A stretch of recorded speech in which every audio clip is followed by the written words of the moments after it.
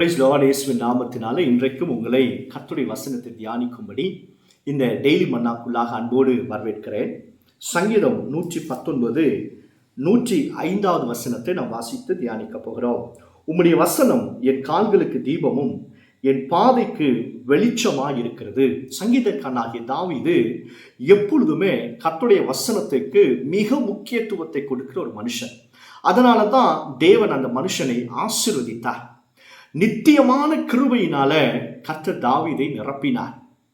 இவர் எப்பொழுதுமே தேவ வசனத்தை தியானித்து அது மேல அதிகமாய் ஆசை கொண்ட ஒரு மனுஷன்.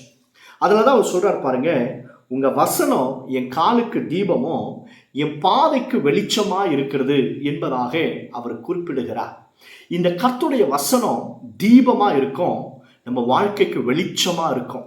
இந்த வசனத்தை கேட்கிறவங்க வாழ்க்கையில பயங்கரமான இருள் சூழ்ந்திருக்கா, பயம் என்கிற இருள் இருக்கா, ஐயோ இந்த பாவத்தை நான் விடணும்னு சொல்றேன் முடியல என்கிற இருள் உங்களை சூழ்ந்து இருக்கிறதா, பண பிரச்சனை என்கிற இருள்ல மாட்டிக்கொண்டிருக்கீங்களா, அடுத்தது என்ன செய்யணும்னு சொல்லி தெரியாம திகைத்து கொண்டு கண்களெல்லாம் மூடப்பட்டு இருளான சூழ்நிலையில இருக்கிற உங்களை பார்த்து கர்த்தர் சொல்றாரு, இந்த வசனத்தை பைபிளை திறந்து வாசிச்சு பாருங்க, இதுல கர்த்தர் வெளிச்சத்தை உண்டாக்குவா. நீங்க எந்த சூழ்நிலையில இருந்தாலும் என்ன செய்யணும்னு சொல்லி தெரியாம இருந்தாலும் கர்த்தருடைய வசனம் நீங்க வாசித்து தியானிக்கும் பொழுது ஒரு பெரிய வெளிச்சத்தை நீங்க காண போறீங்க. கையை உயர்த்தி ஆமேன்னு சொல்லிடுங்க. இந்த நாளில் கர்த்தர் உங்களோடு கூட பேசுகிறார்.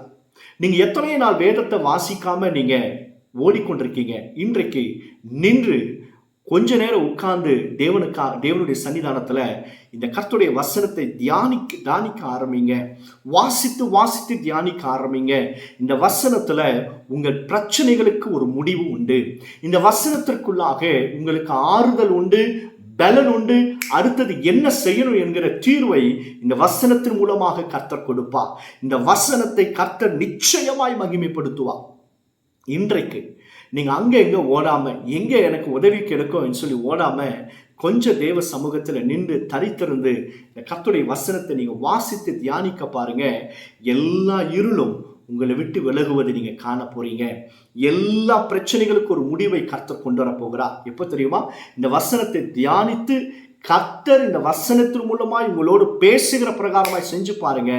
நிச்சயம் ஒரு பெரிய வெளிச்சத்தை இன்றைக்கு கர்த்தர் உங்களுக்காக உண்டாக்க போகிறார். சோமன்லாமா.